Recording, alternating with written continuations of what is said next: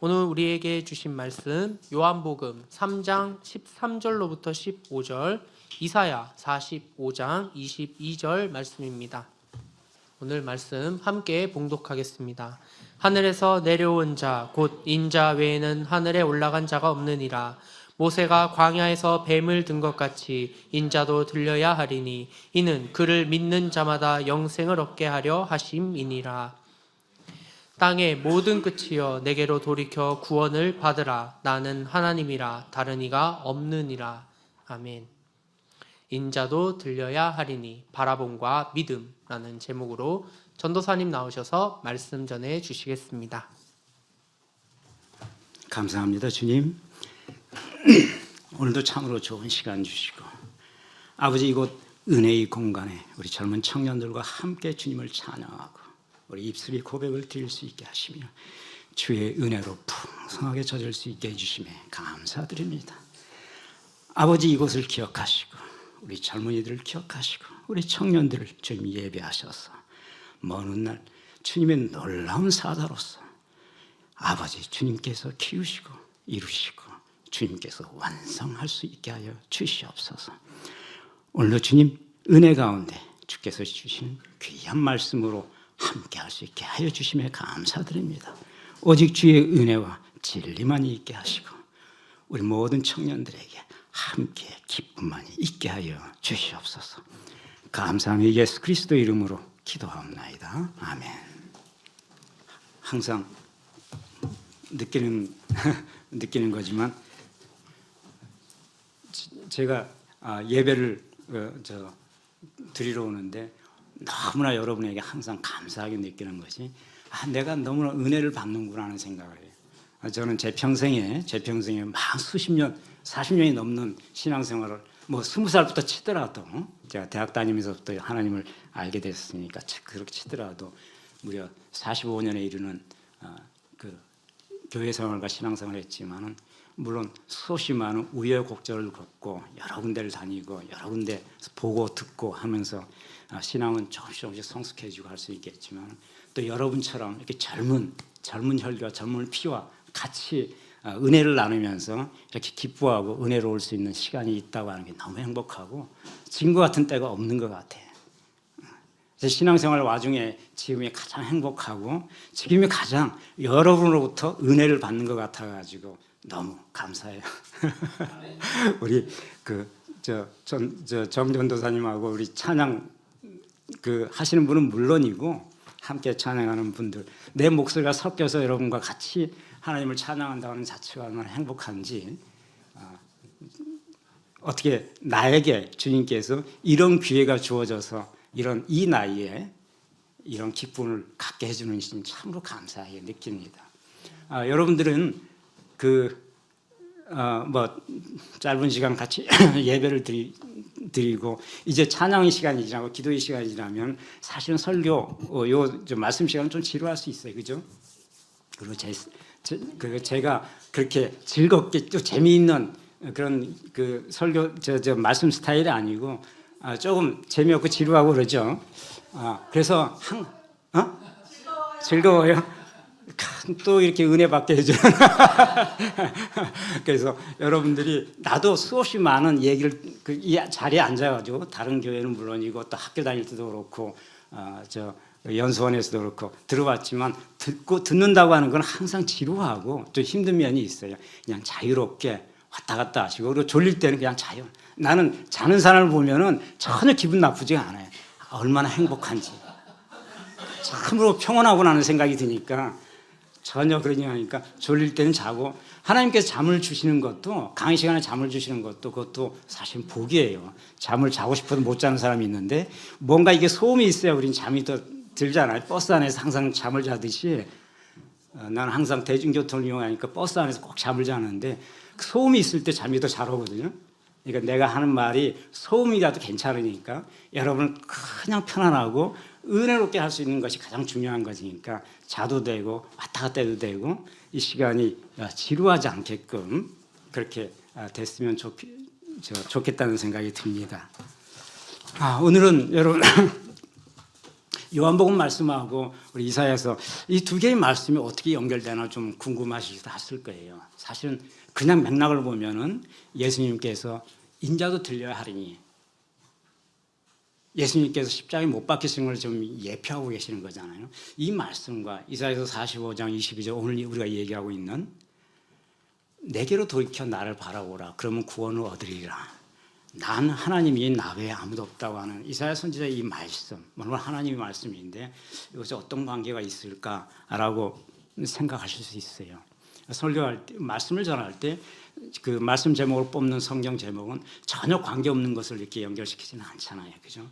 주제가 무엇인가 전하고자 하는 사람이 그 주제에 맞게끔 그 성경 본문을 조합을 시키는 거기 때문에 근데 관계가 있습니다, 사실은. 오늘 주님께서 내가 들려야 한다는 말씀을 누구에게 하고 있는 건가요? 니고데모하고 그 옆에 모여 있는 유대인 그리고 제자들에게 하고 있어요.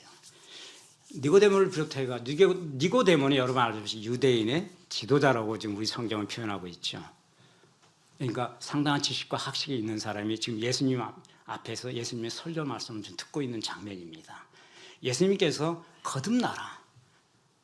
복음이 하늘이 말씀, 하나님의 나라가 와 있으니 여러분 거듭나시오라는 얘기를 했을 때 니고데모가 제일 먼저 들었던 그 의문은 어떻게 우리가 거듭날 수 있는 것입니까? 라는 의문이었죠. 그래서 예수님께 물어봅니까? 라비요, 우리가 거듭난다고 하는 것이 도대체 무슨 말이냐? born-again이란 말이 도대체 무슨 말이냐? 우리는 한번 태어났는데 어떻게 다시 태어날 수 있단 말이냐? 이라고 묻습니다. 예수께서 다시 태어난다야 한다는 말은 물과 성령으로 거듭나야 한다는 말이다라고 설명을 해 주시죠. 니고데모가 어떻게 그런 일이 가능할 수 있느냐? 우리가 다시 어머니 뱃속으로 들어갈 수도 없는데 또 나이가 들어가지고 물과 성령으로 거듭나야 한다고 하는 것이 어떻게 가능한 것이냐? 물론 당연히 니고데모를 비롯해서 유대인 지도자들은 당연히 예수께서 하신 말씀의 의미를 다 이해를 못하셨을 거예요. 이해를 한다면은 그들이 종국적으로 예수님을 십자가에 못 박지 않았겠죠. 당연히 어떤 미치광이 말이라고 생각하고 있을 거고 어떤 이상한 사람이 하나님의 아들이라 자청하면서 마치 율법에도 없는 하나님의 나라가 왔다고 하면서 헛소리를 짓거리고 있다는 식으로 생각했겠죠. 그들은. 그러기에 그 사람이 우리의 하나님을 참남되게 모독하고 있다는 이유로 해가지고 그를 잡아서 죽일 생각을 했을 테니까. 그러니까 예수님이 선포하는 말씀을 그들이 다 이해했으리라고 생각하는 건 기대하기 어렵습니다. 예수님께서 다시 한번 설명해 주시죠. 너는 이스라엘 선생이면서도 지금까지 이렇게 말하는 것을 알지 못하느냐. 그러니까 그만큼 학식과 지식과 율법의 학자이며 지도자였던 니고데모에게 그만큼 배우고 공부하고 한 사람이 내가 하는 말을 왜 깨닫지 못하느냐. 예수님께서 이들이 깨달으리라고 생각하고 하시는 말씀은 아닐 거예요. 예수님이 하시는 말씀은 완전히 다른 차원의 얘기를 하고 계시는 거니까. 그러나 내가 헛소리를 하는 것이 아니고 내가 아는 것과 내가 본 것을 얘기하고 있으니 이것이 모두 사실이라고 얘기하시면서 내가 땅의 일을 말하도 여러분이 이해를 못하는데 내가 혹여 하나님의 일을 말한 하늘의 일을 얘기한다고 하면은 너희들이 과연 믿겠느냐. 물과 성령으로 거듭나야 한다는 얘기는 하늘나라의 일을 얘기하고 있습니다. 이 땅에서 일이 아니고 땅의 일이 아니란 얘기죠. 예수께서는 육의 눈으로 영이 그것을 생각할 수는 없다는 얘기를 하시잖아요. 육은 육의 것이요 영은 영인 것이니라.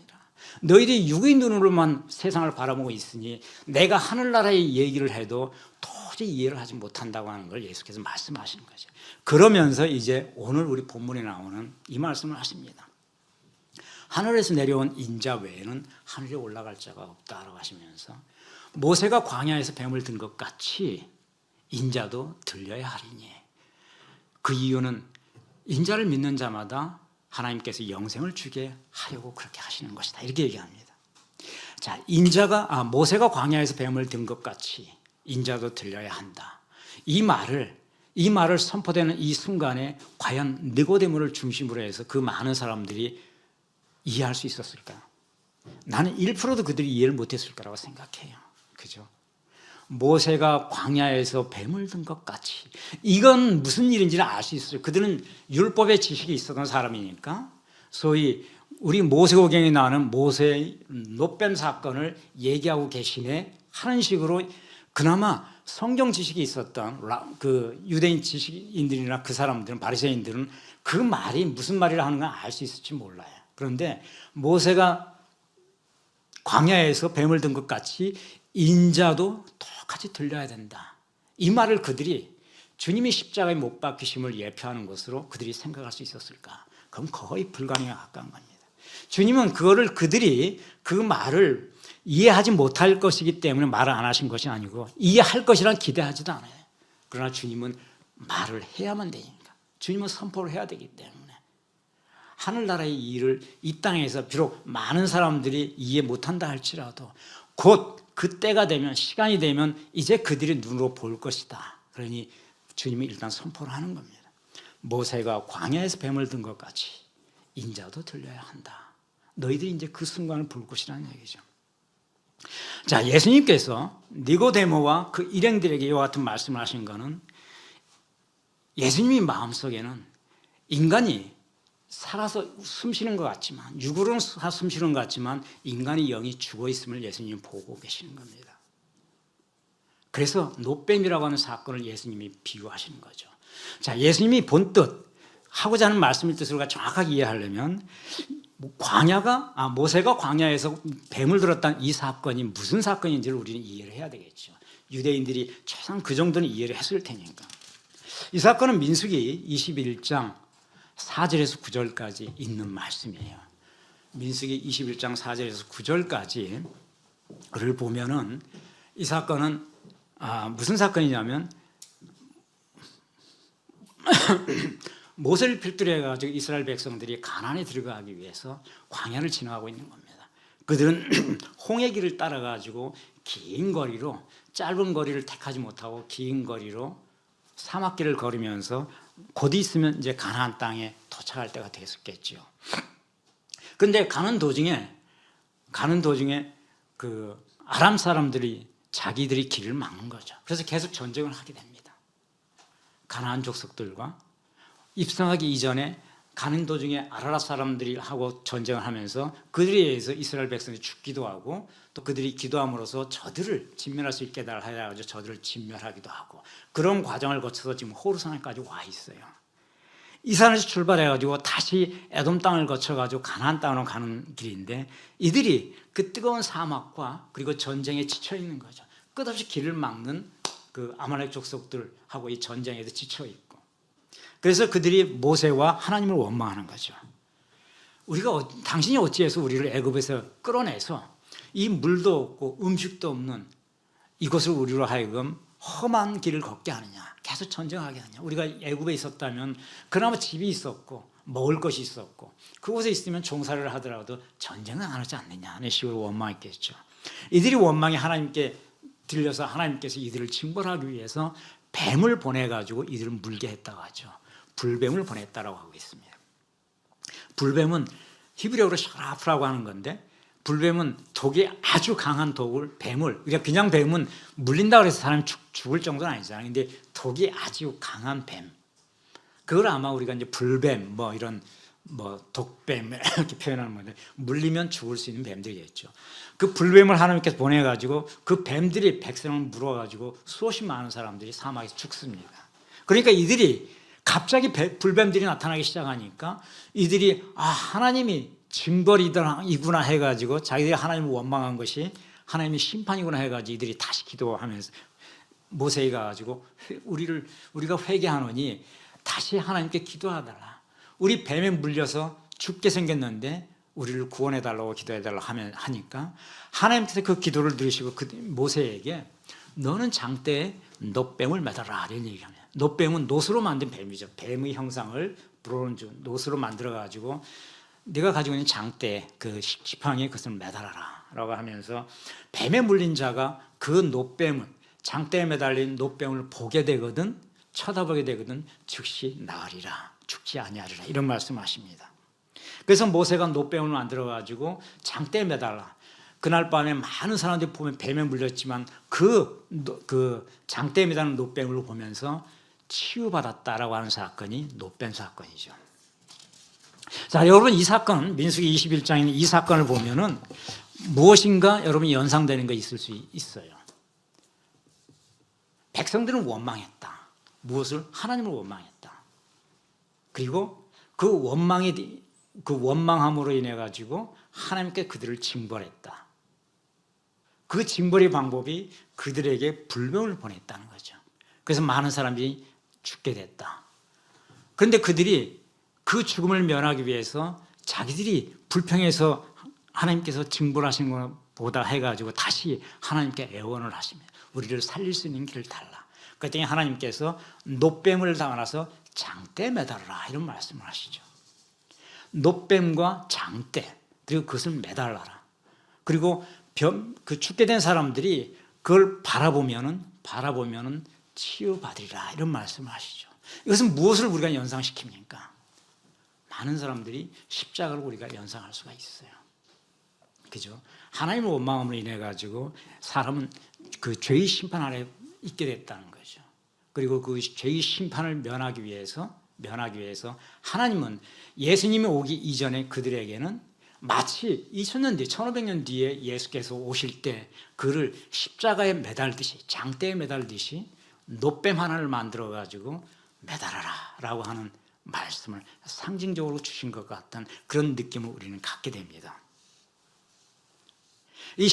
예수님께서 바라보신 건 그거예요.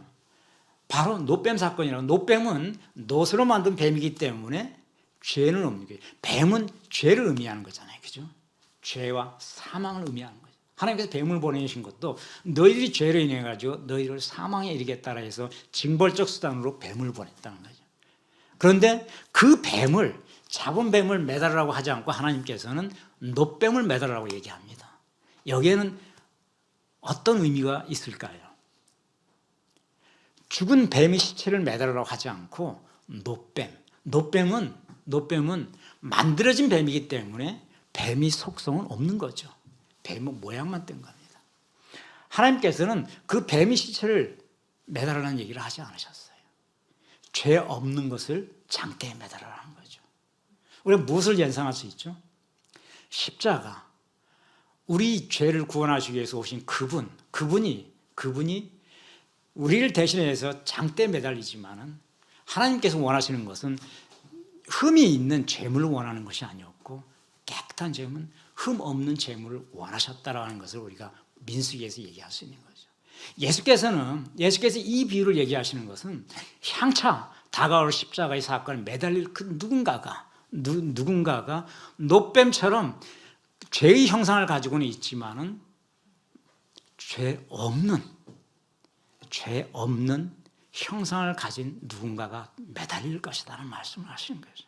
그리고 너희들이 노뱀을 바라보니 치유받았듯이 그 십자가를 바라봄으로써 죽음을 면할 수 있는 길이 열릴 것이다. 이 말씀을 예수님께서 상징적으로 지금 하고 계시는 겁니다. 그렇기 때문에 예수께서 장차 이루어질 십자가의 사건을 노뱀 사건으로 지금 비유하고 계시는 거죠. 놀랍죠? 노뱀 사건과 예수님께서 겪으신 십자가의 사건이 너무나 동일한 1500년 뒤에 이루어진 사건과 1500년 전에 이루어진 광야에 있었던 사건이 너무나 동일한 구조화에 이루어지고 있다라고 하는 것이 놀라운 얘기입니다.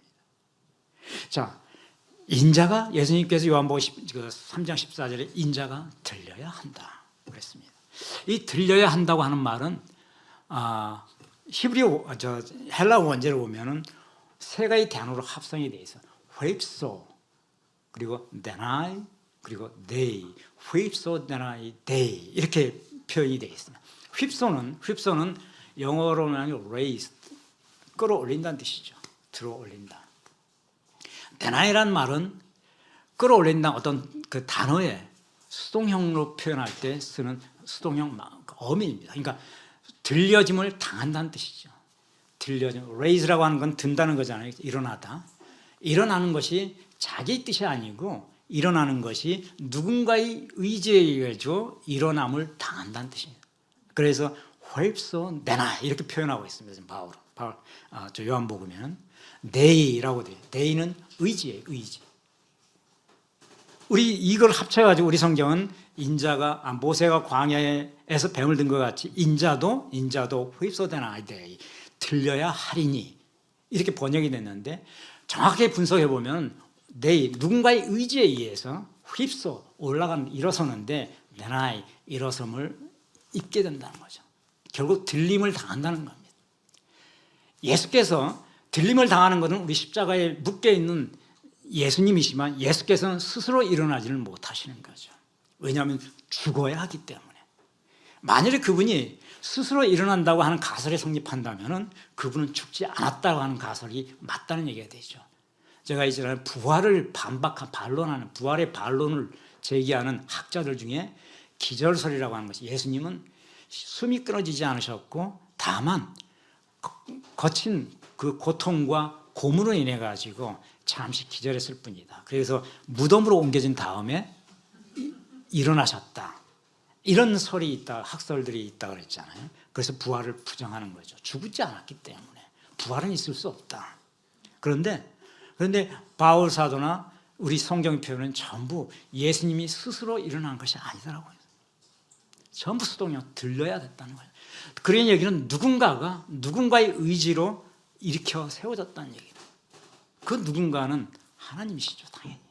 성부의 힘에 의해 가지고 죽은 성자가 일어섰다는 얘기가 되는 거죠. 그러니까 예수님은 기절이라는 게 존재할 수 없는 거예요. 죽은 것이죠. 그 육신의 생명 반드시 죽었고 죽은 다음에 일어났다는 것이죠.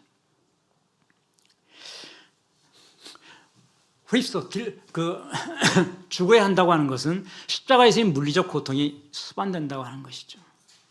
예수께서 인자가 들려야 된다, 십자가에 들려야 된다고 하는 것이 무슨 뜻인지 주님께서는 모르지는 않았을 겁니다.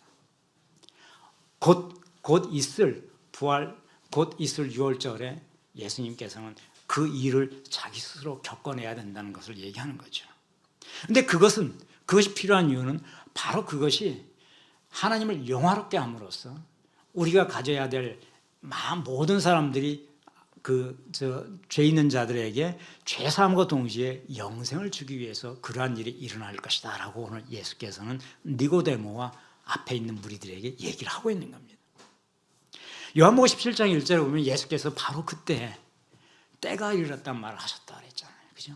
때가 이르매 아버지여 때가 이르렀으니 아들을 영화롭게 하셔 아들로 하여금 당신을 영화롭게 하여 달라.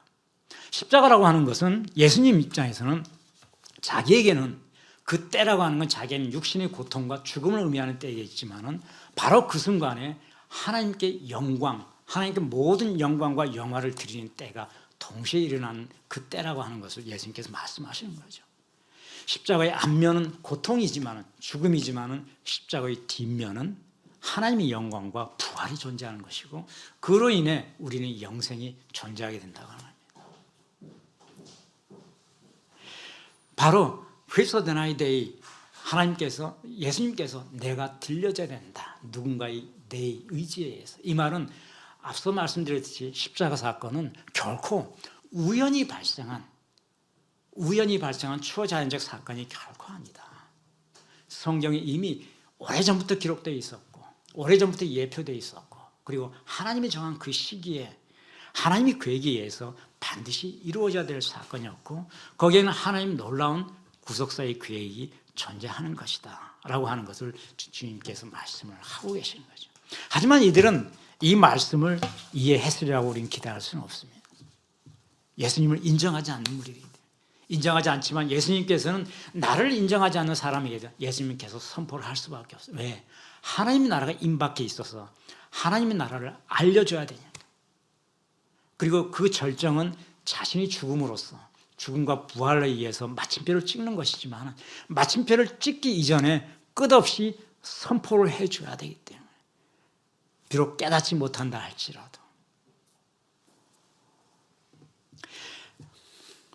자, 노뱀 사건과 예수께서 직접 지금 말씀하시는 모세가 광야에서 노뱀을 들은 이 노뱀 사건과 예수님도 같이 인자도 들려야 된다고 하는 이 말은 이와 같이 1500년 사이를 두고 모세의 오경에 민수기에 있는 이 말씀은 주님께서 원형을 하시는 거죠.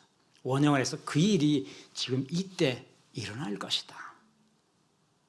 그 당시에는 메시아가 따로 없었기 때문에 백성들에게는 당신들은 놋뱀, 죄 없지만 죄의 형상으로 만들어진 이 놋뱀을 바라보면서 당신들이 죽음을 면할 수 있었던 그 놀라운 하나님의 계획 예표가 이제 똑같이 죄는 없지만은 죄의 형상을 뒤집어 쓴 인간의 육신을 뒤집어 쓴 그 누군가가 예수님께서는 그 누군가가 자기란 말씀 안 하게 인자라고만 표현하고 있는 거예요. 인자는 사람의 아들이라는 뜻이잖아요. 인자는 아직까지 이 시점에 있어서는 이들이 인자가 무슨 뜻인지를 이해를 못하고 있어요. 인자는 히브리적으로는 유대인들 사이에서는 그들이 먼 훗날 또는 언제가 될지 모르겠지만 오시는 메시아를 그들 인자라고 표현을 했다는 거예요. 왜? 인자는 사람의 아들이잖아요. 그죠? 인자. 먼 훗날 오시는 메시아는 신의 이름으로, 신의 모습으로 오는 것이 아니라 우리와 같은 사람의 모습으로 와서 자기들에게 정치적 승리, 패권, 영광을 가져다 줄 것이다. 이 믿음이 유대인의 메시아 사상이거든요. 반드시 사람의 모습으로 오신다는 거예요. 그래서 그들은 인자라는 말을 썼던 거죠. 사람의 아들. 그 대신 사람의 아들은 보통적인 평상시의 사람의 아들이고 미래에 언제 올지 모르는 메시아를 의미하는 것으로. 예수님께서는 그 인자가 나라고 하는 말을 아직까지는 안 하고 계세요. 하면 그 순간에 맞아 죽을 수도 있으니까 일단은.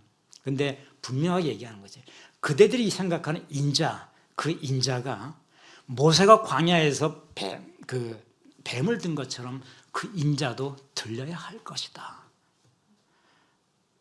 그러니 바로 며칠 뒤에 예수님께서 6월절에 희생당하고 하는 걸 이 사람들이 연상도 할 수 없었고 이해할 수도 없었겠죠.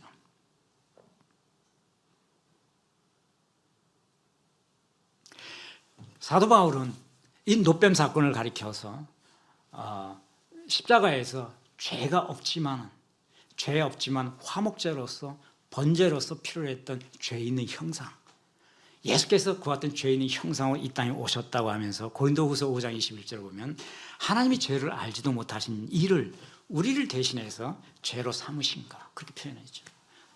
죄를 알지도 못하는 예수를 우리를 대신해서 죄로 삼으셨다. 죄의 형상으로 묶어서 십자가에 못 박으셨다. 그것은 그 안에서 우리가 하나님의 의가 되려 하게 하셨기 때문이다라고 얘기합니다. 하나님의 의가 되게 하려 하셨다. 고린도후서 5장 21절에 하나님의 의라고 하는 건 하나님의 거룩함을 우리가 입는다는 거죠. 지금 예수님께서 말씀하시는 그를 믿는 자, 들린 그 사람, 십자가에 들린 그 사람을 믿는 자마다 영생을 얻게 하려 함이라는 것과 같은 말입니다. 영생은 의로움을 입지 않는 한 영생을 우리가 얻을 수는 없기 때문이죠. 예수께서는 바로 그대들에게 영생을 주기 위해서 인자가 십자가에 들려야 된다. 마치 1500년 전에 모세가 놋뱀을 들었던 것처럼 이렇게 말씀하신 것. 그걸 바울 사도는 죄 없는 우리를 대신해 가지고 그분이 죄의 형상으로 십자가에 못 박혔고 이것은 우리를 거룩하게 하기 위해서 우리를 의롭게 하기 위함이다라고 다른 표현으로 썼던 것입니다. 자, 요한복음 3장 15절에 우리는 예수님께서 십자가의 사건이 일어난 이유를 믿는 자에게 영생을 주기 위해서다라고 이렇게 얘기하고 있었다고 그랬죠. 믿는 자가 뭔가요? 이게 저 헬라어 성경에 보면은 3장 15절 이렇게 되어 있습니다. 히나 파소 피스테온 엔 아우토 에케조엔 아이오니온 이렇게 되어 있어요. 히나 파소 피스테온 이게 믿음인데 피스테온 어떤 사람들은 피스티우라고 발음하기도 하고 피스테오 이거는 약간 이제 코인의 헬라어 2000년 전에 쓰였던 헬라어와 지금 현대 그리스 사람들 쓰는 발음에 좀 차이가 있죠. 우리 옛날 훈민정음과 지금 우리가 쓰는 말에 차이가 있듯이 그래서 발음이 좀 차이가 있을 수 있는데 믿는 자 파소 파스테온 엔 아우토 그를 믿는 자라는 뜻이거든요. 에케조엔 아이오니온 조에 아이오니온은 영생이라는 뜻 영원한 생명을 에케 갖게 하려 하십니다. 이렇게 표현이 되어 있어요. 이 피스테오 이게 믿음이라는 뜻인데 피스테오는 과연 무엇을 의미하는 것인가? 무엇을 믿는다는 것인가? 그리고 믿는다고 하는 것이 무엇을 의미하는 것인가? 단순히 객관적으로 존재하는 사실을 이해하는 것이 믿음인가? 그렇지는 않은 거예요. 우리 신약성경에 쓰여진 피스데오, 믿음이라고 하는 단어는 단지 존재하는 사실, 십자가에 못 박혔다는 사실, 있는 사실을 그냥 바라보는 것, 있는 사실이 이해되는 것, 언더스탠딩이라고 이해되는 것만을 의미하는 것은 아니다는 거죠. 무엇인가? 신뢰와 위탁이라는 거예요. 무슨 말이냐면 믿음이라고 하는 것은 내가 그분을 믿는다는, 신뢰한다는 것과 신뢰하기 때문에 그것에 그치는 것이 아니고 내가 그분에 완전히 위탁을 한다는 거예요. 무엇을? 자신의 삶을 내가 믿는 그분에게 위탁할 때 비로소 내가 그분을 믿는다라는 표현이 되는 거죠. 믿음은 다른 말로 표현한다면 피스테오라는 말은 신뢰와 위탁이 같이 되는 거라는 거죠. 단지 신뢰만 있다면 난 그 사람 정도 믿을 수 있어.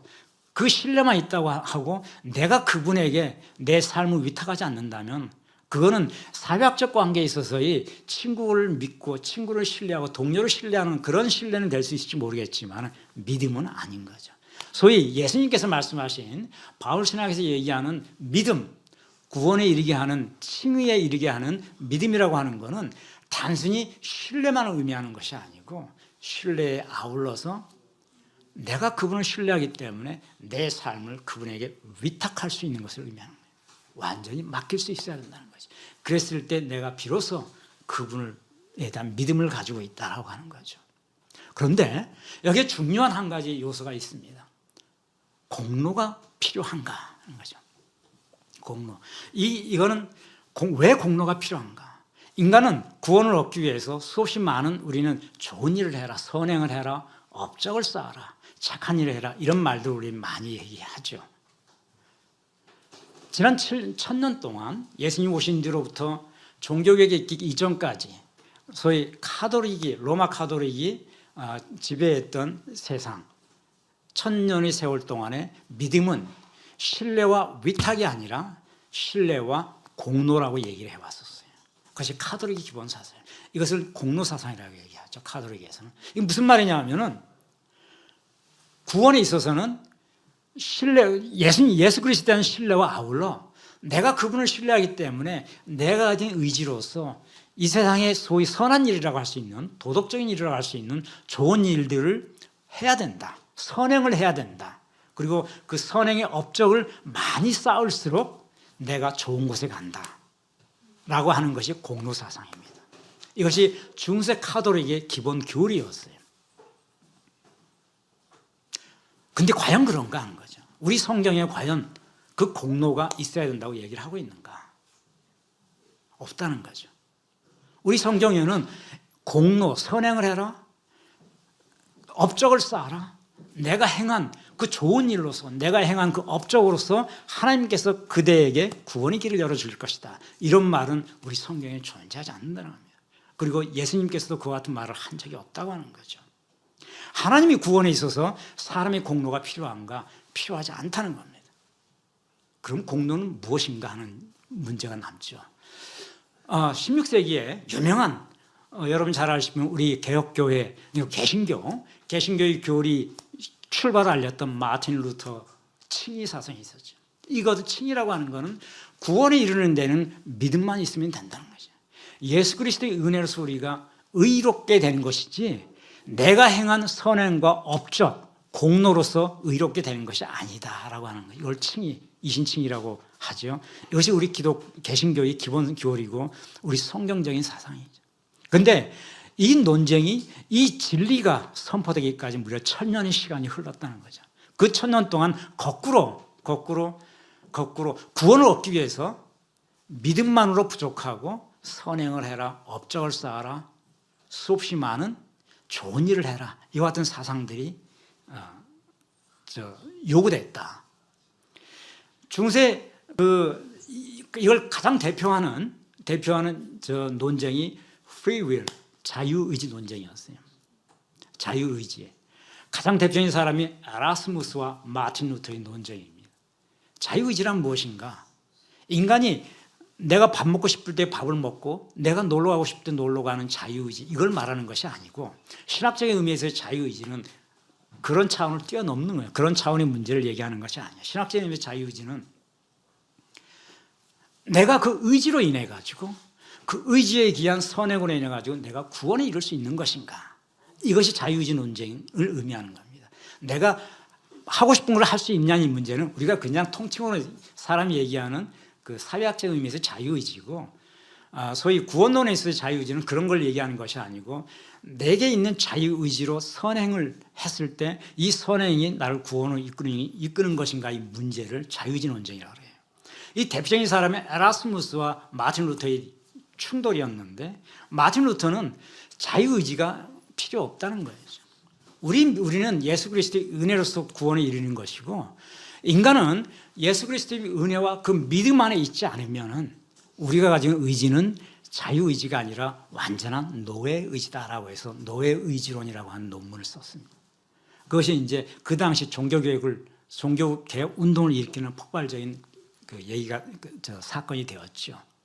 그래서 마틴 루터의 노예의지론이라는 얘기는 인간이 노예의지를 가지고 있다는 얘기가 아니고, 우리가 가지고 있는 기본 의지는 우리가 예수 그리스도의 은혜 안에 들어가지 않는 이상은 죄 안에 있기 때문에 전부 죄성에 의한 죄의 의지일 뿐이다. 따라서 이 의지에 의한 어떤 행동으로 인해 가지고 우리가 의롭다함을 입을 수 있는 것이 아니다라고 하는 겁니다. 그래서 이것을 거꾸로 노예의 의지라고 표현했던 거죠. 여기 대척점이 있었던 것이 이제 소위 말하는 중세 카톨릭 사상의 기본 교리를 형성했던 에라스무스였죠. 그 에라스무스는 이것은 자유의지론을 자기 얘기했고, 에라스무스는 거꾸로 마틴 루터 틀렸다라고 하면서 우리는 우리 스스로 선행을 할 수 있고 무엇인가 좋은 일을 할 수 있는 자유의지를 우리가 가지고 있다. 그건 노예의지가 아니다. 이 자유의지에 의해서 이루어진 우리의 행위, 업적, 그 공로, 그것으로 인해 가지고 구원을 얻을 수 있는 것이다. 예수 그리스도에 의한 믿음만으로는 부족하다. 그래서 믿음 플러스 공로, 이것이 구원으로 가는 길이다 라고 했던 게 에라스무스. 이 두 사람의 논쟁은 약 100년에 걸쳐 가지고 중세 유럽 사회를 다 힘들었습니다.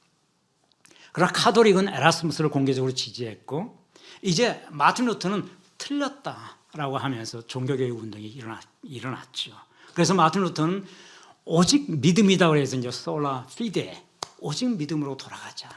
그럼 공로는 무엇이냐? 루터의 표현에 의하면 공로는 우리가 예수 그리스도의 은혜에 의해서 의롭다함을 얻고 칭의를 얻은 다음에 성령의 은혜를 입어서 우리가 변화된 그리스도인이 행하는 행위, 그것이 선행인 것이다.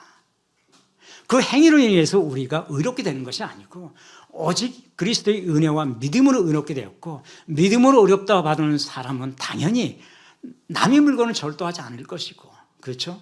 남을 욕하지 않을 것이고, 당연히 악행을 행하는 것이 아니다. 그렇게 해서 성화된 사람이 행하는 선행은 그의 믿음의 증표인 것이지 구원의 조건이 아니다 라고 하는 것이 마틴 루터에 있고, 깔뱅이에 의해서 강력하게 지지되고 있죠.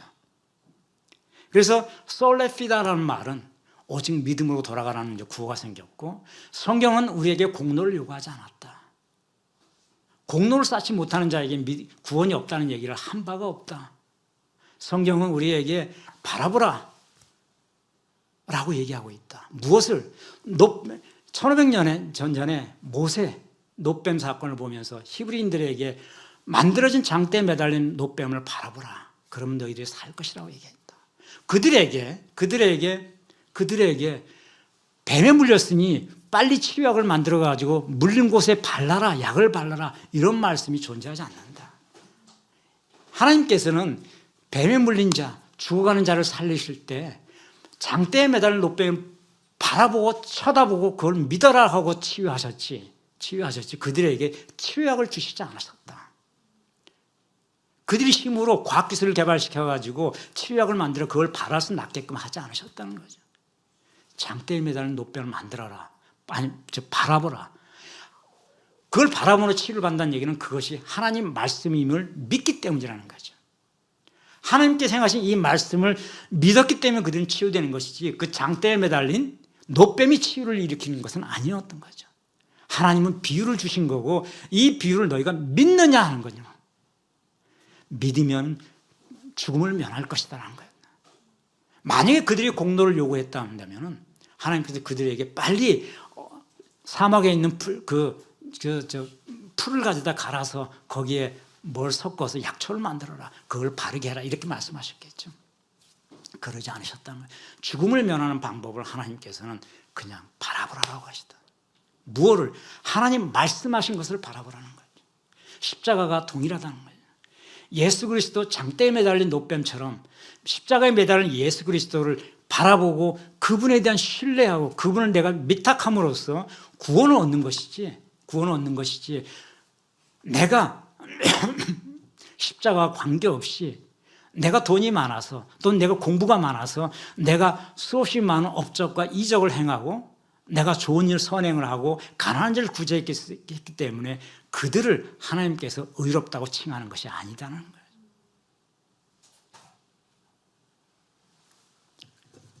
그래서 솔라 피데 오직 믿음으로 돌아가야 한다. 그리고 솔라 스크립트라 오직 성경으로 돌아가라. 그리고 솔라 그라티아 오직 은혜로 돌아가라. 이 말씀이 마틴 루터 이 얘기가 그래서 나온 거죠. 우리에게 공로는 필요 없다라고 하는 거예요. 자, 이제 바라봄이라는 것이 무엇인가? 16세기에 19세기 1850년도에 영국 런던의 인근에 있는 조그만 교회에서 이런 일이 있었습니다. 그날은 1월 5일이니 1월 6일이니까 한겨울이죠. 엄청난 눈보라가 휘몰아쳤어요. 폭설이 쌓인 눈보라가 휘몰아쳤는데 그날 주일이었는데 어떤 젊은 학생이 16살 된 젊은 청년이죠. 16살이라면 아주 청년이라 우리 식으로 얘기하면 청년이라고 말하기도 어린 학생인데 고등학생이니까 학생이 성경을 끼고 자기가 항상 다니는 교회를 가기 위해서 나갔는데 눈보라가 너무 심하게요. 그리고 눈이 쌓여가지고 걸을 수가 없어요. 눈보라가 너무 심해서 폭풍이 심해서 교회 가는 도중에 도저히 교회까지 갈 수 없어가지고 인근 가까운 교회에 가서 예배를 볼까 하고 갔더니 마침 시골길 옆에 조그만 교회가 하나가 있어요. 그래서 그 교회에 들어가가지고 거기에 몸을 의탁하고 예배를 보기 시작했죠. 그런데 그날 그 교회 예배 목사님이 오셔야 돼 예배를 인도해야 되는 말씀을 전해야 되는데 목사님이 오시지는 않는 거예요. 왜? 눈보라 쌓여가지고 폭설이 쌓여가지고 오고 가는 길이 전부 걸을 수 없는 단절이 되어 있어요. 그래서 평신도 목사님 오시지 못해가지고 예배 시간에 평신도 리더라는 사람이 중에 어떤 사람이 나와가지고 목사님이 지금 오실 수가 없다. 그래서 우리끼리 기도하자고 하면서 오늘 말씀을 가지고 다 같이 기도합시다라고 하면서 오늘 성경 본문을 얘기합니다. 그 성경 본문은 바로 이사야 45장 22절이었어요. 땅이 모든 끝이여 내게로 돌이켜 구원을 얻으라. 나는 하나님이라 나 외에 다른 이가 없더라. 이사야 45장 22절입니다. 영국이니까 영어 번호로 읽었겠죠. 1850년이니까 아마 킹 제임스 버전으로 읽었을 거예요. 킹 제임스 버전에는 Look unto me, 나를 바라보라. And be saved, 그리고 구원을 얻으라. All the ends of the earth, 이 땅의 모든 끝이야. For I'm God, 나는 하나님이고 There is no other, 그 외에 아무것도 없다. 이렇게 돼 있어요. 오늘날 이제 NIV 성경이나 ESV 성경에는 이게 Look unto me, 나를 바라보라는 표현 대신에 Turn on me, 나에게로 돌아서라 이렇게 지금 영어성에 돼 있죠. 그래서 우리말 성경에도 그렇게 돼 있어요. 우리말 성경에도 내게로 돌이켜 구원을 받아라 이렇게 돼 있죠. 당시에 킹 제임스 버전에 나를 바라보라라고 돼 있는 거는 히브리어 베누 엘레이라는 말을 번역해서 쓴 거예요. 베누 바라보다는 뜻이고 엘레이 나를 그런 뜻이에요. 베누 엘레이 이거는 킹 제임스 버전에는 나를 바라보라 하나님께 그리고 be saved 구원을 얻으라 이렇게 되어 있죠. 그런데 그 청년 그 평신도 리더가 오늘 이 말씀하면서 우리 기도합시다 하면서 설교자가 없으니까 그분이 대신해서 이제 기도로서 예배를 인도하는데 어떻게 설교를 해야 될지 알 수가 모르니까 저 설교를 준비한 것도 아니고 그냥 이 말씀을 가지고 하나님을 바라봅시다. 하나님을 바라보고 우리가 구원을 얻읍시다라고 막 외치기 시작해요. 그리고 같이 기도하는 거예요. 그때 앞에 있던 16살 이 젊은 청년이 딱 보니까 우리 교회에서 처음 봤던 청년이 오늘 와 있거든. 그래서 기도하다가 딱 눈을 떠서 그 청년에게 어이 이제 뭐 그런 식으로 영어를 했겠죠. 오늘 처음 보는데 우리 교회 처음이죠. 뭐 이런 식으로 얘기했을 거예요. 그때 청년이 그렇다고 어디 예배 보러 가다 눈보라가 너무 심해가지고 잠시 도저히 걸을 수가 없어가지고 가는 도중에 이 교회가 보여서 여기 와서 예배를 보게 됐다고 하면서 그래 청년 맞아. 하나님을 바라봐. 하나님을 바라보면 바로 청년에게도 구원이 있어. 뭐 이런 식으로 얘기가 된 거예요. 근데 그렇게 하면서 기도하는 순간 이 청년은 놀랍게 이 안에서 몸 안에서 어마어마한 뜨거운 열기가 막 안에서 끓어오르는 걸 느끼게 되는 거예요. 성령이 임하시는 거예요. 성령이 역사하고 있는 거예요. 그냥 하나님을 바라보면 돼. 하나님을 바라보면 그대는 구원을 얻을 것이야. 오늘 이사야에서 오늘 주어진 말씀이 이거야. 이걸 머릿속에 기억하고 기도해. 이렇게 하는데 그래가지고 설교 시간 내내 기도를 했던 거죠. 그 청년이 그날 너무나 뜨겁게 막 안에서 뭔가 올라오는데 그 뜨거운 열정으로 눈물을 펑펑 쏟으면서 그날 예배를 마치고 돌아갔어요. 그로부터 1년 뒤에 이 청년이 이 1년 뒤에 그 교회에서 청년의 이름과 주소를 알고 와서 우리 교회에 한번 간증 좀 해줄 수 있겠냐. 그 청년이 벌써 소문이 났는지 모르겠지만 이 청년 그날 어마어마한 회심과 뜨거운 열정을 느끼고 그날부터 성경을 막 보면서 정말 하나님께 말씀을 전할 거야. 이렇게 다짐하면서 매일매일 성경을 보기 시작했다 그래요. 1년 동안 열심히 공부하고 혼자서 공부하고 신학교도 들어가지 않았어요. 근데 그 청년을 1년 뒤에 그 교회에서 옛날에 우리 교회에 한번 왔었지 해가지고 당신 굉장히 열심히 한다는 소문이 있는데 와서 한번 간증 좀 해줄래 해가지고 그 친구가 와가지고 간증을 하는 거예요. 간증을 할 때 여전히 이사야 45장 22절 하나님을 바라보라. 그러면 구원을 얻을 것이다. 왜냐하면 하나님 외에 아무것도 없습니다. 이걸 가지고 간증을 합니다. 그러면서 그날 내가 눈보라를 피해가지고 잠시 이 교회에 들렸는데 나 다니는 교회가 있었어요.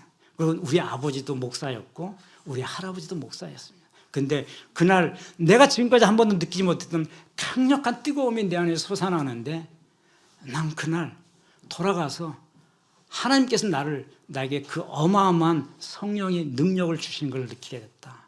그리고 1년 동안 열심히 성경을 보게 됐다라고 하면서 간증을 하는데 많지 않은 청중이지만 그 많은 사람들이 너무나 그 은혜 간증에 감동을 받게 된 거죠. 그로부터 2년 뒤에 19살 된 이 청년이 런던에 있는 뉴 파크 스트리트 채플이라고 하는 조그만 교회에서 이제는 간증이 아니고 여보게 청년 우리 와서 우리 교회 담임을 맡아주지 않겠나 이렇게 얘기해요. 담임 목사. 아니 나는 목사도 아니에요. 평신도예요. 그리고 19살이에요. 괜찮아. 얼마나 소문이 났는지 와서 그냥 평신 목사는 자격이 필요한 게 아니야. 와서 설교해 줄 수 있겠니? 우리 지금 목사님이 없는데 그래서 19살에 뉴파크 스트리트 채플이라고 하는 곳에 담임 목사가 돼가지고 설교를 하기 시작한 거예요. 이 사람이. 그러다가 3년 뒤, 4년 뒤에 사람들이 막 몰려들기 시작한 거예요. 얼마나 열정적으로, 얼마나 그 젊은 청년이 열정적으로 설교를 하는지, 뜨겁게 설교를 하는지, 그 사람들이 몰려들니까 강당에 사람이 1,000명, 2,000명씩 들어차기 시작한 거예요.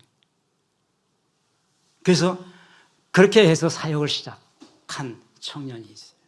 이 사람이 찰스 헤든 스펄전이라고 하는 유명한 19세기 영국의 유명한 목회자입니다.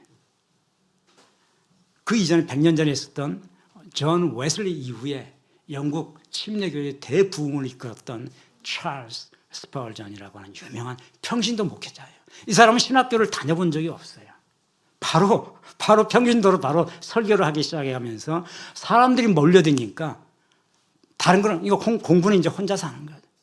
몰려드니까 계속 다음 주도 설교하고 다음 주도 설교하고 다음 주도 설교하고 하면서 사람이 계속 더 늘어나니까 나중에는 그 설교 장소가 부족해가지고 설교 예배당을 건축하기 시작한 거예요.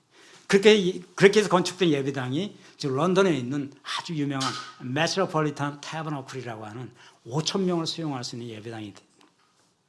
그 사람이 설교할 때 5,000명이 수용할 수 있는 그 예배당이 꽉 차가지고 그로부터 30년 이상을 3,600번에 걸쳐서 설교를 했다고 그래요. 신학교도 졸업하지 않고 목사의 자격이 없는 평신도 목회자죠. 찰스 스펄전. 그런데 그 사람이 어마어마한 영국 침례교의 부흥을 이끌어냈다는 거죠. 그 사람이 감동했던 그날 그 성경 말씀, 오늘 이사야 45장 22절입니다. 하나님께서 나를 바라보라, 나에게로 돌이켜라는 말씀이죠. 하나님 다른 거 아무것도 요구하신 게 없어요.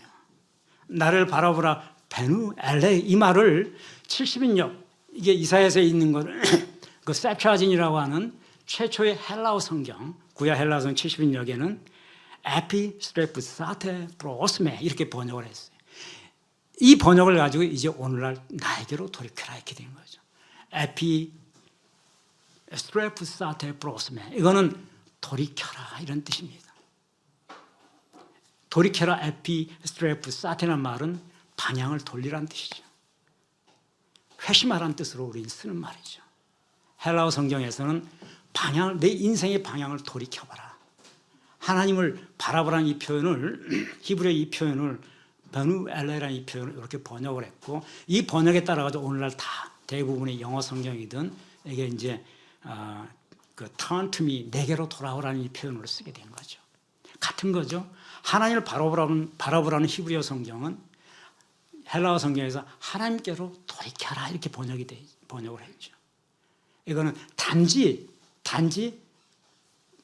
방향을 바꾸라는 것이 아니고 인생의 방향을, 사고의 방향을 바꾸라는 뜻이죠.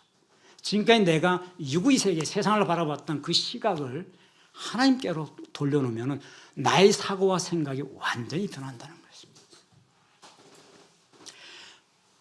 이 스펄전은 바로 이 경험으로 인해 가지고 우리에게 필요한 것은 아무것도 없다, 예수 그리스도를 바라봅시다, 하나님께 의지합시다, 이 말 한마디 가지고 설교를 하기 시작했어요. 수없이 많은 신학자나 유명한 목회자들이 어려운 신학적 이론을 제기하기도 하고 신학적 이론을 설명하기도 하지만은 스펄전은 단순하게 심플하게 예수를 바라봅시다, 십자가를 바라봅시다, 하나님께서 원하는 것은 나를 바라보라는 것이지, 그래서 나에게로 방향을 돌리라는 것이지 나를 위해서 무엇을 하라는 것이 아니다. 내가 무엇을 공로를 쌓고 내가 무슨 좋은 일을 하고 내가 위대한 업적이 있어야 구원을 얻는다는 것이 아니다. 하나님 외에 아무도 없으니 그냥 하나님을 바라봅시다. 눈으로 바라보는 것이 아니라 우리 영이 눈으로 하나님을 바라봅시다. 그러려면 눈의 육신에 가지고 있는 이 눈을 영의 것을 바라볼 수 있는 것으로 완전히 사고를 전환해야 된다는 거죠.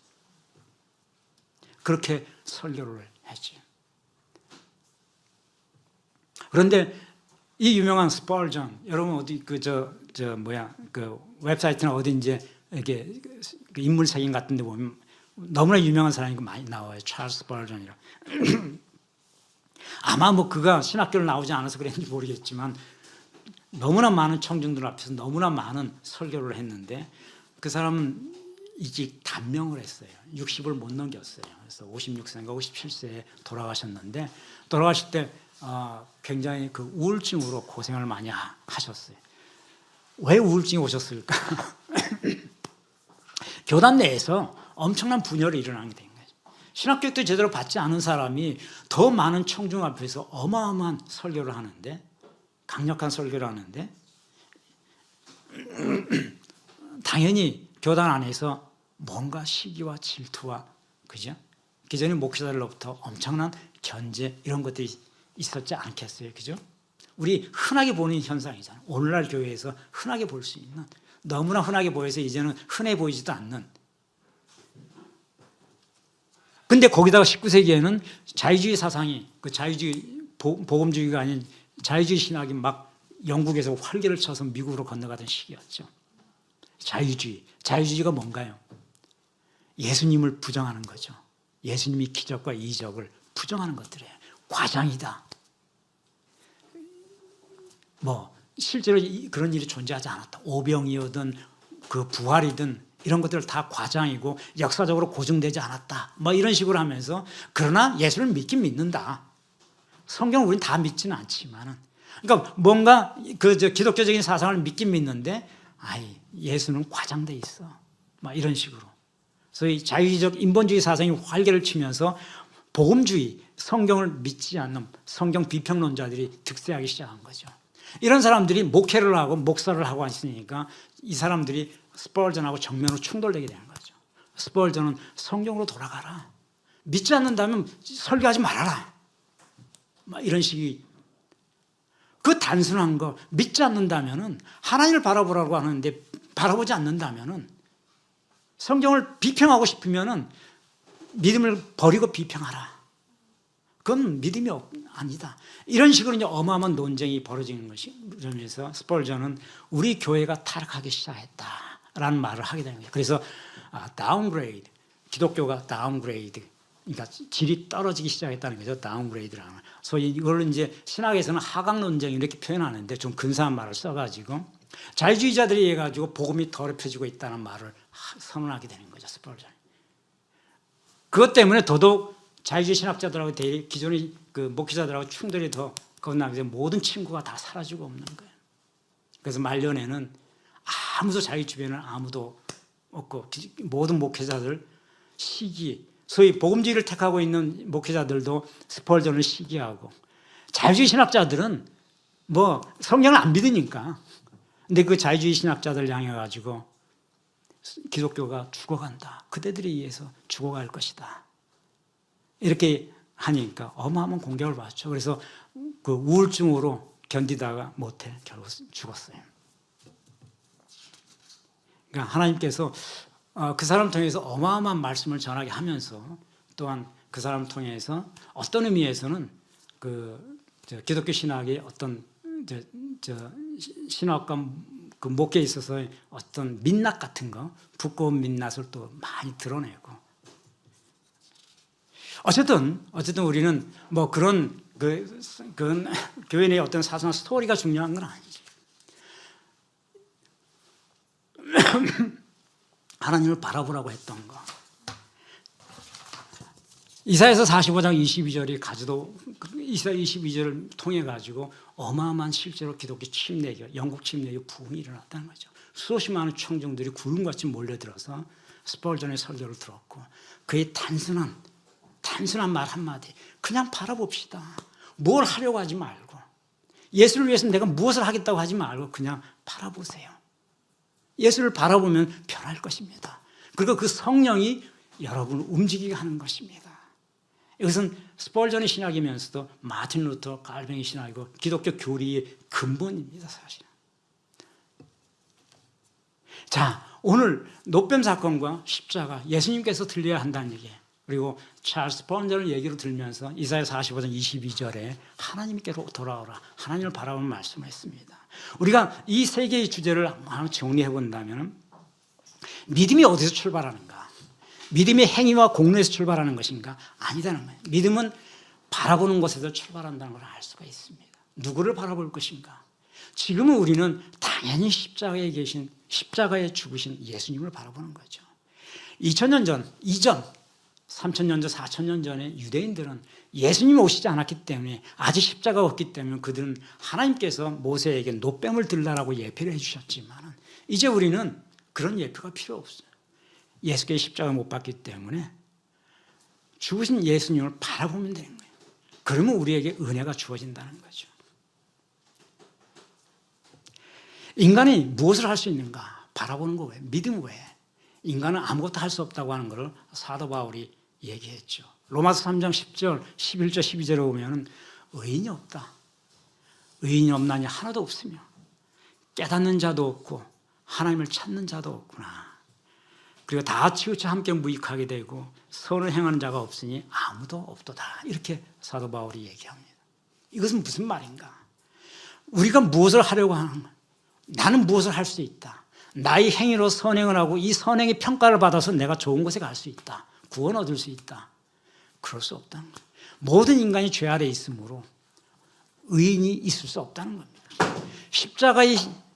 십자가의 가르침, 십자가를 바라보지 않고서는 우리 누구에게도 의인은 없으며 십자가가 없이는 아무것도 없는 것이고 선도 없으며 전부 무익할 뿐이다. 십자가 없이 하나님을 찾는다는 것, 그것도 무익하고 그것도 아니다는 것이죠. 믿음은 손이 아니라 눈에서 시작한다고 하는 걸 우리가 알 수 있습니다. 노뱀 사건, 그들이 손으로 그들이 병이 치유되는 게 아니라 그랬죠. 그들이 불뱀에 물렸을 때 그들이 손으로 치유할 수 있는 약재를 만든 것도 아니고 그들이 손에 의해서 기적이 이루어진 것도 아니에요. 하나님은 오직 하나의 예표만 주었을 뿐이에요. 너무나 단순하고 쉬운 예표. 그냥 쳐다보라고 하는 거야. 모세한테 명령했으니까 너 노뱀 하나 만들어서 지금 매달아. 내가 분명히 기적을 행할 것이니까. 그리고 백성들한테 그냥 쳐다보라고 하라. 물리면 쳐다보라고 하라. 그러면은 죽음을 면할 것이라고 했다. 하나님은 우리에게 어마어마한 행위를 요구하지 않는다는 거죠. 구원에 있어서. 절대 어려운 조건을 달지 않는다는 겁니다. 그렇기 때문에 믿음은 우리가 무엇을 행하는 이 손으로 행하는 것이 아니라 볼 수 있는 눈만 있으면 된다는 거죠. 눈은 무엇을 행하는 것이 아니라 바라보는 것이죠. 십자가를 바라봄으로써 우리 믿음이 생기는 것이지 우리가 손으로 무엇을 함으로써 어마어마한 기적적인 능력을 내 손으로 만들겠다. 내가 어마어마한 교회를 세우고 어마어마한 치적을 남기겠다. 그것으로 인해서 믿음이 생기는 것이 아니다는 겁니다. 그냥 십자가를 바라보라고 얘기하십니다. 그러면 구원은 값 없이 즉각적으로 주어진다고 하는 거예요. 이사야서 45장 22절에 너희는 하나님께로 돌이켜라. 하나님을 바라보라. 그러면 be saved. 그러면 구원이 주어질 것이라고 하죠. 하나님을 바라보면 구원이 주어질 것이다 얘기했죠. 사도 바울도 그리스도 안에 있는 성령으로 말미암아 하나님의 은혜로 값없이 의롭다 하심을 받았다. 로마서 3장 24절. 의롭다 하심을 받았다고 하면 바울 사도가 의롭다고 하는 것이 바로 구원을 말하는 겁니다. 하나님의 의가 내게 와 있다는 거죠. 하나님의 의가 내게 있으니 나는 구원을 받는 거죠. 그거를 의롭다고 하는 거죠. 그 의로움은 그리스도의 속량, 그의 대속, 대신 죽음으로 인해 가지고 하나님의 은혜로 인해 가지고 우리에게 거저 값없이 공짜로 주어지신 것이라는 거죠. 우리가 무엇을 했기 때문에 그것이 우리가 대가로 받은 것이 아니고 대가는 오직 그리스도가 흘린 피, 그 하나밖에 없는 것이고 그 피로 인해 가지고 하나님께서는 그 피를 믿느냐, 그 그리스도를 믿느냐, 그 십자가를 믿느냐, 예, 믿습니다 하면은 하나님의 의가 그리스도를 통해 가지고 우리에게 아무런 대가 없이 즉각 우리에게 주어져서 우리가 비로소 의롭다 칭함을 받게 된다는 겁니다. 마틴 루터는 이것을 가리켜서 수동적 의, 외부적 의라고 그랬죠. 의는 내가 의롭게 된다고 하는 것은 내 행위로 이루어지는 것이 아니기 때문에 내가 능동적으로 무엇을 행하는 것이 아니다.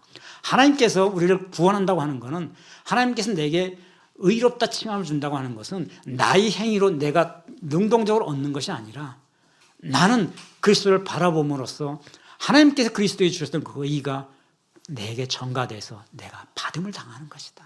그래서 passive iustitia, 라틴어로 수동적 의의가 하나님의 의의다. 이렇게 얘기를 하고 있는 거예요.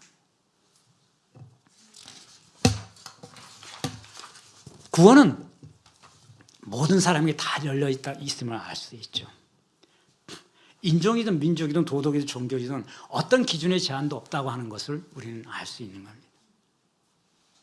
누구에게든지 바라보는 사람은 누구에게든지 노뱀을 바라보는 자는 누구에게든지 치유함이 있었듯이 십자가를 바라보는 누구에게든지 그리스도의 은혜가 주어질 것이다. 사도 바울은 로마 2장 11절에 선행을 하는 자, 악행하는 자, 영생과 지옥으로 간다고 얘기를 하시면서 하나님께서는 그리스도를 바라보는 자에게 아무런 차별 없이, 외모의 차별 없이 사람을 취하지 아니하신다, 이렇게 얘기했죠. 그 외모라고 하는 거는 우리 착각하시면 안 돼요. 얼굴을 얘기하는 것이 아닙니다.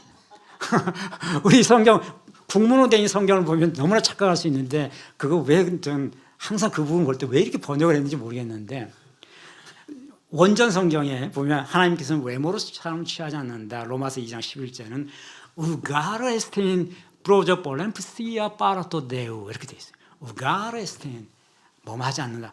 프로저 볼렘프시아, 이게 파슈알리티, 차별이라는 뜻이에요. 우가르 에스테인 프로저 볼렘프시아, 그리스어로, 헬라어로 성경 원전에 차별이 없다라고 지금 얘기하고 있는 거예요. 파라투 또 데우, 하나님에게는 차별이 없습니다, 이렇게 쓰여져 있는 성경인데, 원래는 이거를 번역을 하나님께서는 외모로 사람을 취하지 않습니다. 근데 나는 아직도 이 번역이 신기해요. 어떻게 이렇게 번역이 됐습니까? 옛날에는 이런 표현이 있었는 모양이에요. 외모로 사람을 취한다는 게 차별을 의미하는 거라는 식으로. 근데 원전 성경에는 그런 표현이 아니라는 거. 브로저 볼렘프시아는 차별을 말하는 거예요. 그냥 외모가 아니고.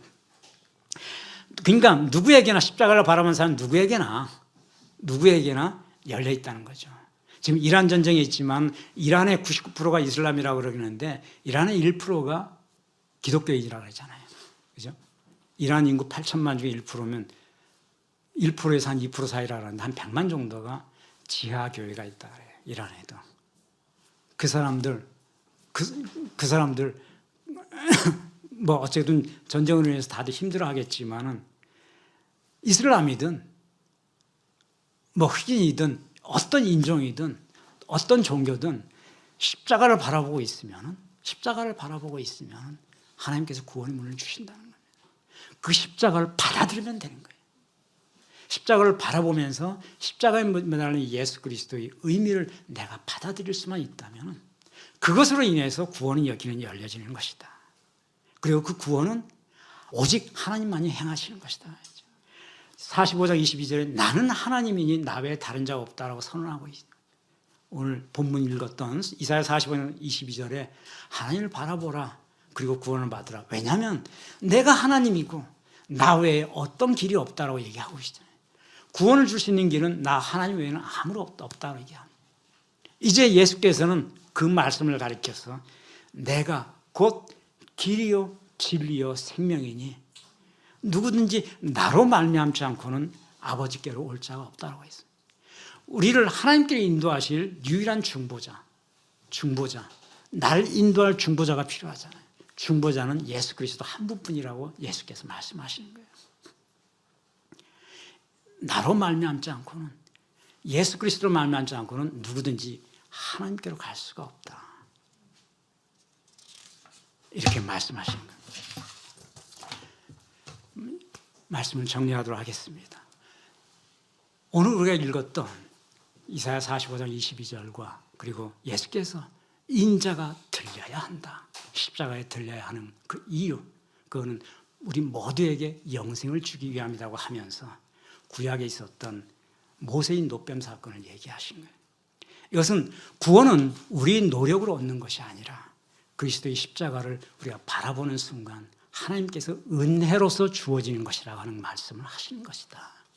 구원은 철저하게 하나님의 은혜인 것이죠. 그리고 그 은혜는 우리가 어마어마한 일을 행해서 하는 것이 아니라 그리스도의 십자가를 바라봄으로써 그 은혜가 주어지는 것이라는 거죠. 모세가 뱀을 든 것같이 그리스도께서도 십자가에 들리셨기 때문에 그 그리스도 십자가에 들리신 그리스도를 믿는 자에게는 누구에게나 영생이 주어진다고 하는 사실을 믿는 우리 청년 성도 되시기를 축원합니다. 기도하겠습니다. 아버지, 참으로 감사합니다. 우리 불러오신 젊은 청년들 하나님 한 사람도 빠짐없이 아끼시고 주님 기르시고 그리고 주님 이끄심을 믿습니다. 우리 청년들에게 하나님 놀라운 지혜와 아버지 기쁨을 허락하시고 아버지 매주간 살아가는 데 있어서 그의 젊음을 축복하시고 장차 하나님께서 놀랍게 쓰신 하나님의 귀한 주님의 귀한 일꾼으로 주님 인도하여 주시옵소서. 오늘 주신 말씀에도 감사하며 우리 모두 함께 기쁨과 은혜로 함께 해주심에 참으로 감사드립니다. 새로운 한 주간 힘차게 출발할 수 있도록 아버지 우리 청년들을 축복하여 주시옵소서. 감사하며 예수 그리스도 이름으로 기도하옵나이다. 아멘.